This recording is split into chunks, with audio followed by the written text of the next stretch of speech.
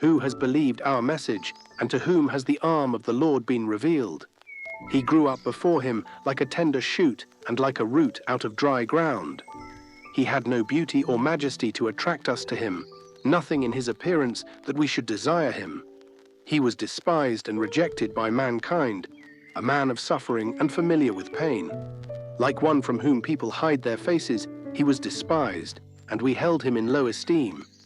Surely he took up our pain and bore our suffering, yet we considered him punished by God, stricken by him, and afflicted. But he was pierced for our transgressions, he was crushed for our iniquities. The punishment that brought us peace was on him, and by his wounds we are healed. We all, like sheep, have gone astray. Each of us has turned to our own way, and the Lord has laid on him the iniquity of us all. He was oppressed and afflicted, yet he did not open his mouth.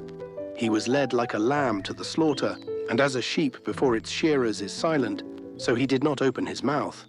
By oppression and judgment he was taken away. Yet who of his generation protested? For he was cut off from the land of the living.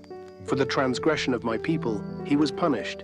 He was assigned a grave with the wicked and with the rich in his death. Though he had done no violence, nor was any deceit in his mouth. Yet it was the Lord's will to crush him and cause him to suffer. And though the Lord makes his life an offering for sin, he will see his offspring and prolong his days, and the will of the Lord will prosper in his hand. After he has suffered, he will see the light of life and be satisfied. By his knowledge, my righteous servant will justify many, and he will bear their iniquities. Therefore, I will give him a portion among the great, and he will divide the spoils with the strong, because he poured out his life unto death, and was numbered with the transgressors. For he bore the sin of many, and made intercession for the transgressors. Sing, barren woman, you who never bore a child. Burst into song, shout for joy, you who were never in labor, because more are the children of the desolate woman than of her who has a husband, says the Lord.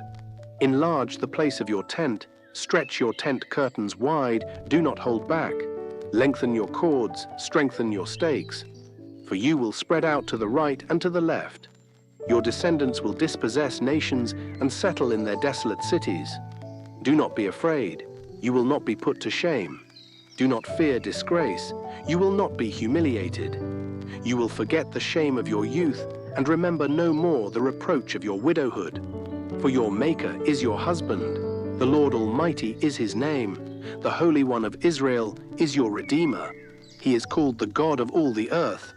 The Lord will call you back as if you were a wife deserted and distressed in spirit.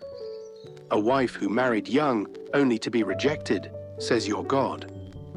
For a brief moment I abandoned you, but with deep compassion I will bring you back. In a surge of anger I hid my face from you for a moment, but with everlasting kindness I will have compassion on you, says the Lord your Redeemer. To me this is like the days of Noah, when I swore that the waters of Noah would never again cover the earth.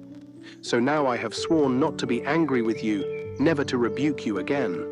Though the mountains be shaken and the hills be removed, yet my unfailing love for you will not be shaken, nor my covenant of peace be removed, says the Lord, who has compassion on you.